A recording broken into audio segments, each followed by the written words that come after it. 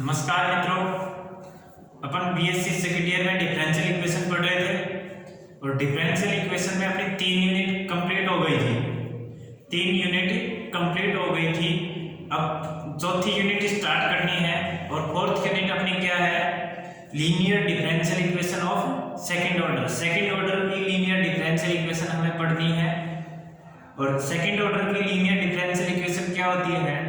dy/dx2 plus p dy/dx plus q y equal to r, p q r इस टाइप से होंगे। ठीक है, तो हमें एक बाय इंस्पेक्शन से यानी कि क्वेश्चन को देखते हुए हमें पता लगाना है कि इसका इंटीग्रेटिंग फैक्टर क्या होगा। इंटीग्रेटिंग फैक्टर देख के हमने पता लगा लिया। पता लगाने के बाद y इक्वल टू e की पावर x इसका इंटीग्रेटेड फैक्टर हो तो हम मानेंगे कि y बराबर v e की पावर x और उसका फर्स्ट डेरिवेटिव करेंगे, सेकंड डेरिवेटिव करेंगे। फर्स्ट डेरिवेटिव सेकंड डेरिवेटिव करने के बाद हमें y बराबर v e की पावर x, तो सपोज करो हमारे पास e की पावर x इसका इंटीग्रेटिंग फैक्टर आता है, तो हम इसको y बराबर v e की पावर x का फर्स्ट डेरिवेटिव dy/dx निकालेंगे, d2y/dx2 निकालेंगे।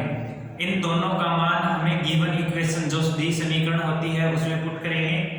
उसमें पुट करने के बाद हमारे पास एक टर्म इसमें रिमूव हो जाती है dy/dx की, और उसके बाद में ये सॉल्यूशन जो बनता है वो पीछे वाली एक्सरसाइज से लिंक हो जाता है।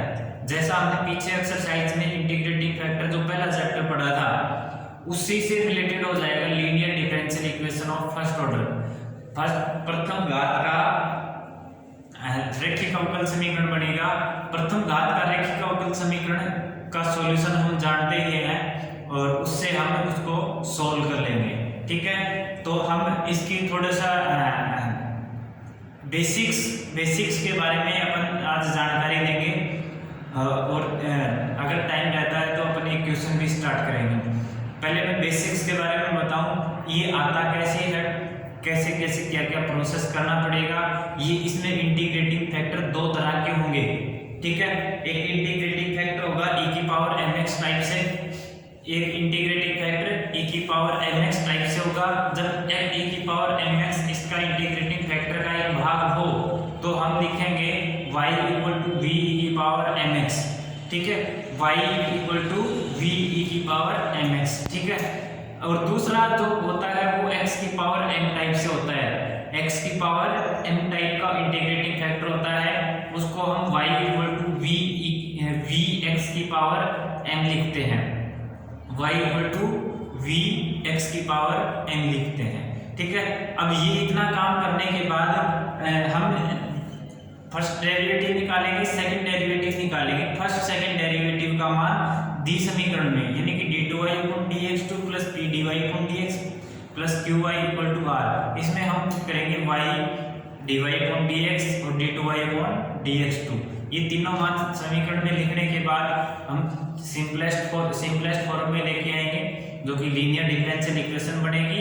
लीनियर डिफरेंशियल इक्वेशन का सॉल्यूशन हम जानते ही है, फिर उससे हम उसको सॉल्व करेंगे। ठीक है, देखिए अपन स्टार्ट करते हैं।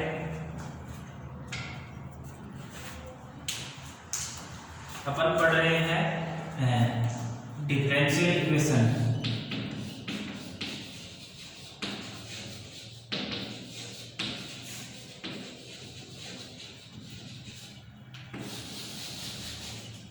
यूनिट 4 और टॉपिक है अपना linear differential equation of second order.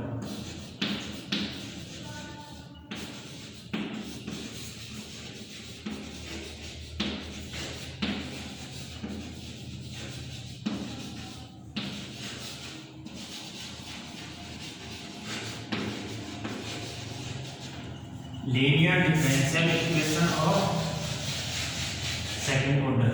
ठीक है, ये अपना टॉपिक है और चैप्टर नंबर है 6। चैप्टर नंबर, ठीक है, ये पूरा चैप्टर एक फोर्थ यूनिट बनता है। ठीक है, अब linear differential equation of second order ये सेकंड ऑर्डर की लीनियर डिफरेंशियल इक्वेशन होती है। अब सेकंड ऑर्डर की लीनियर डिफरेंशियल इक्वेशन किस टाइप की होती है? इक्वेशन क्या होती है? इक्वेशन होती है d2y/dx2 प्लस p/dx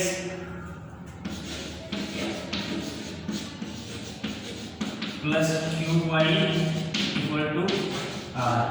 ये चीज linear differential equation of second order, यानी कि second order linear differential equation. Second order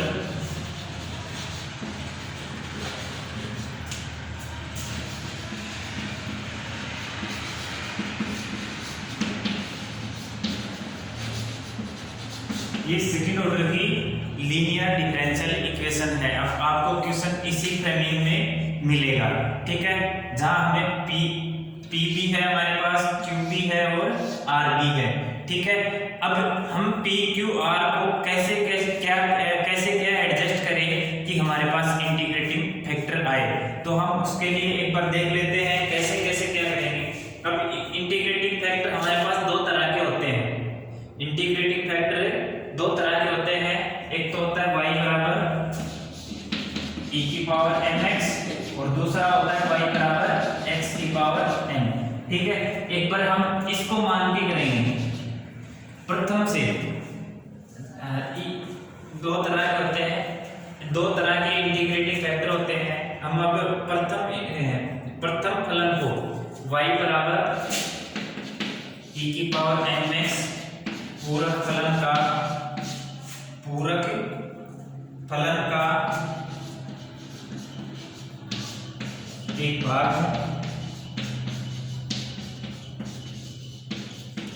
अतः dy/dx फर्स्ट y का x के सापेक्ष अवकलन करने पर, x के सापेक्ष अवकलन करेंगे तो y का dy/dx e की पावर mx का m e की पावर m-1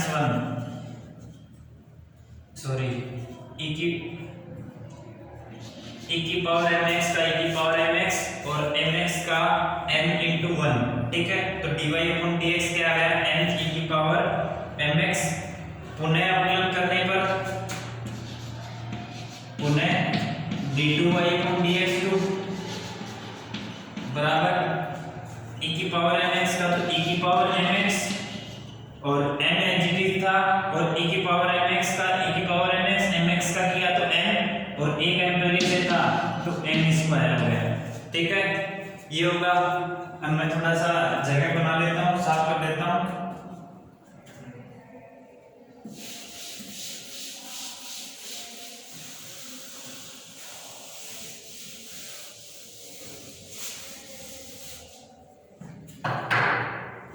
जो दी समीकरण है उसमें r की जगह थोड़ी देर के लिए अपन 0 मानते हैं, ठीक है। तो उपयुक्त मान दी समीकरण में रखने पर, यहां से देखो उपयुक्त मान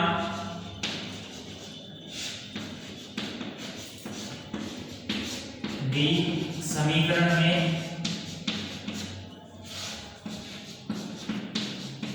रखने पर, ठीक है।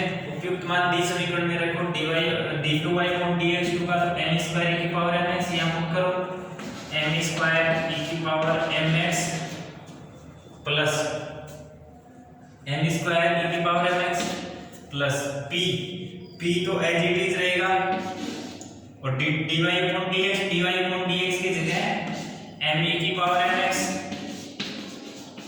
Plus q as it is और y क्या है? e की पावर mx, तो e की पावर mx बराबर 0।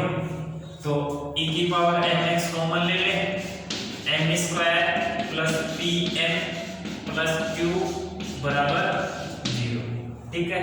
m² plus pm plus q बराबर 0। तो यहाँ से e की पावर mx x m की किसी भी वैल्यू के लिए ये तो 0 होगा नहीं, m कुछ भी पुट करो ये कभी भी 0 नहीं होगा, तो इसको होना पड़ेगा 0, इसको होना पड़ेगा 0। यहाँ m² plus p m plus q बराबर 0। जब m बराबर 1 तो 1 प्लस पी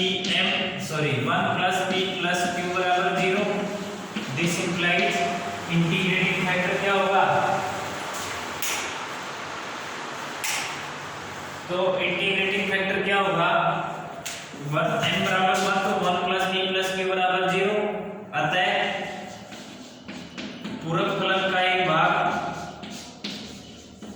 या पूरक फलन इंटीग्रेटिंग फैक्टर बराबर e की पावर mx, m बराबर 1 पुट कर दिया तो e की पावर x होगा। जब m बराबर 2 हो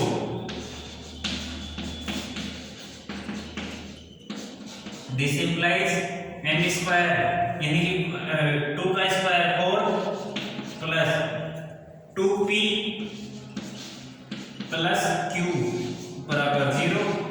पूरक फलन if बराबर e की पावर n की जगह 2 पुट कर दो तो e की पावर 2x हो जाएगा। ठीक है, if क्या हो गया? e की पावर 2x। अपना मैक्सिमम लगभग या तो यही काम हो जाता है या नहीं होता तो ये 100% हो जाता है। m बराबर 3 भी पुट कर सकते हो, 3 पुट करोगे तो वहां से तीसरा इंटीग्रेटिंग फैक्टर मान आ जाएगा। m बराबर 4 पुट करोगे तो चौथा इंटीग्रेटिंग फैक्टर आ जाएगा। ठीक है, और m बराबर -1 पुट करेंगे तो m बराबर -1 पुट किया। दिस इंप्लाइज ये -1 का स्क्वायर तो 1 और माइनस का p प्लस q बराबर 0। This implies integrating factor if बराबर e की पावर mx। m क्या होगा? -1 तो e की पावर माइनस का x। ये दो तो याद रखने हैं आपको, एक तो ये वाला और एक ये वाला। ये दो तो याद रखने हैं और ये फ्रेंडिंग याद रख लो। ये या फ्रेंडिंग याद रख लो तो आपको कहीं कोई दिक्कत नहीं आएगी। m बराबर 1 पुट किया तो e की power x, integrating factor m बराबर 2 पुट किया तो e की पावर 2x, m बराबर -1 पुट किया तो e की पावर माइनस का x। ठीक है, इसी प्रकार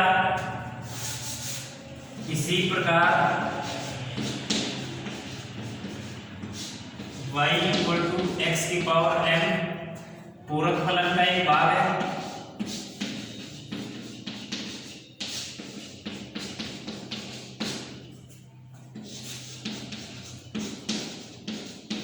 अतः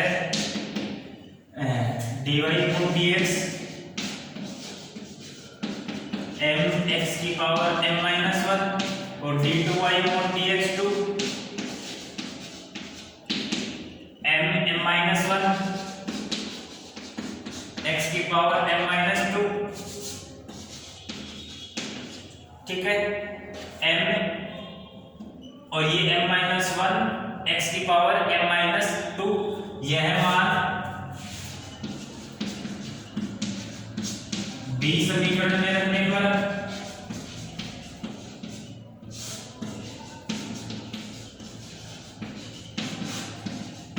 d समीकरण में रखेंगे। d समीकरण क्या थी? d2y upon dx2 plus p dy upon dx plus qy equal to 0 था। इसमें मान रखेंगे d2y अपॉन dx की जगह m-1 x की पावर m-2 फिर m-1 x की power m-2 plus p dy upon dx क्या है? m x की पावर m-1 प्लस q और y का मान x की पावर m इक्वल टू 0। तो यहां से क्या आएगा? x की पावर m-2 x की पावर m-2 ये कॉमन ले लेंगे तो x की पावर m-2 कॉमन ले लिया। m-1 plus p mx plus q 0। ठीक है, m p m x plus q x square. ठीक है, ये आ गया। अब यहां से x की पावर m पूरक फलन का एक भाग है, तो m बराबर 0 पुट करोगे, m बराबर 0 पुट करोगे तो क्यू एक्स स्क्वायर यानी कि x की पावर 0 1 पूरक फलन का एक भाग हो, m बराबर 1 रखने पर यहाँ से m माइनस 1, देखो m बराबर कुछ भी पुट करो, ये तो कभी 0 बढ़ेगा नहीं, x पे डिपेंड करेगा, तो इसको 0 होना पड़ेगा, इसको 0 होना पड़ेगा, तो m minus 1 plus p m x plus q x square equal to 0। ठीक है, अब यहाँ से m बराबर 1 रखने पर m बराबर 1 रखने पर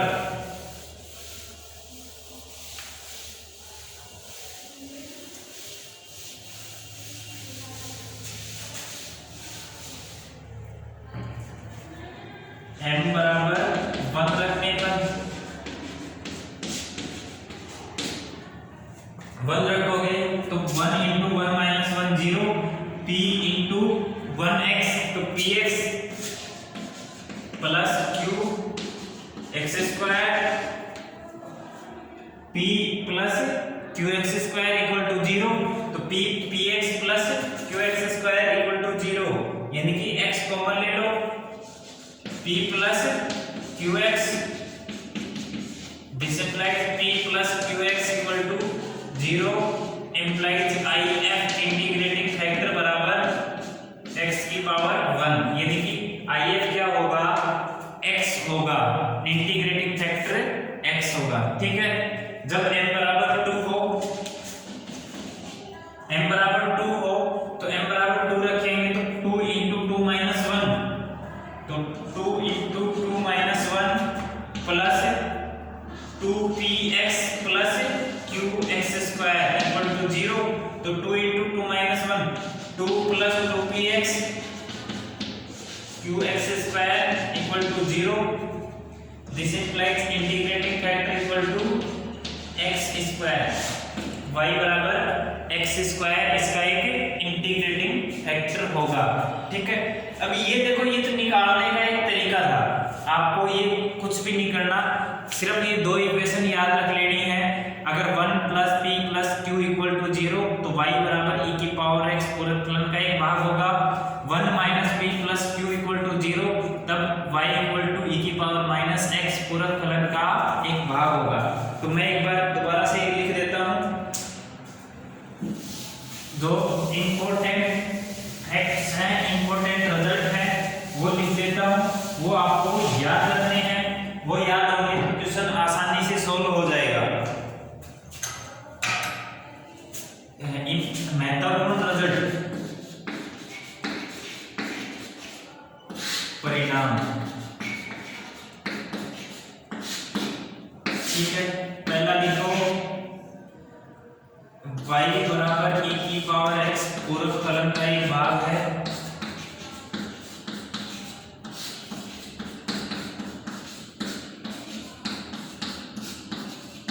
तब यदि 1 प्लस p प्लस q बराबर 0। सेकेंड नंबर पे लिखो y बराबर e की पावर माइनस x पूरक फलन का एक भाग है यदि 1 माइनस p प्लस q बराबर 0। ठीक है, और थर्ड नंबर y बराबर e की पावर mx पूरक फलन का एक भाग है यदि m square plus pm plus q equal to 0। ठीक है, यदि e की power mx m square plus pm plus q बराबर 0 और e की पावर माइनस का x 1 minus p plus q बराबर 0 और y बराबर e की पावर x पूरक फलन का एक भाग है यदि 1 प्लस p प्लस q बराबर 0। ठीक है, 4 नंबर पे लिखो y बराबर x पूरक फलन का एक भाग है यदि p प्लस qx बराबर 0 और 5 नंबर पे लिख लो y बराबर x स्क्वायर पूरक फलन का एक भाग है यदि ये लिखा 2 plus 2px plus q x square 2 plus 2px plus q x square बराबर 0। ठीक है, और 6 नंबर पे लिख लो y बराबर x की पावर m पूरक फलन का एक भाग है यदि m into m minus 1 plus p m x plus q x square बराबर 0। ठीक है, ये इंपॉर्टेंट रिजल्ट है, ये आपको याद रखने हैं। ये 2 पॉइंट ये याद रख लेना, ऊपर के 2 पॉइंट ये याद रखना, ये 4 पॉइंट याद हो जाएंगे तो मोस्टली आपका क्वेश्चन सॉल्व हो जाएगा। अगर ये दोनों याद रखते हो, थोड़ा सा लेंथी क्वेश्चन होगा, आपको m बराबर 1 माइनस 1 2 माइनस 2 पुट करके देखना होगा, तो वहां से आप निकाल पाओगे। ठीक है, तो आपको सबसे पहले ये 3-4 रिजल्ट जो भी हैं आपको याद रखने हैं। यहीं से ही बाय इंस्पेक्शन मेथड मैं ये कहूंगा कि इंस्पेक्शन से पता करो कि 1 प्लस पी प्लस क्यू बराबर 0 है। 1 प्लस पी प्लस क्यू बराबर 0 है तो y बराबर e की पावर x पूरक फलन का एक भाग होगा। 1 माइनस पी प्लस क्यू बराबर 0 है तो वो e की पावर माइनस x पूरक फलन का एक भाग होगा। p प्लस क्यू एक्स बराबर 0 है तो y बराबर x पूरक फलन का एक भाग होगा, और 2 plus 2px plus qx square बराबर 0 है तो y बराबर x स्क्वायर पूरक फलन का एक भाग होगा। ठीक है, उम्मीद करते हैं समझ में आया होगा। अगर कोई डाउट हो तो नेक्स्ट लेक्चर में और क्लियर हो जाएगा, अपन एग्जाम्पल करेंगे वहां से। ठीक है, धन्यवाद।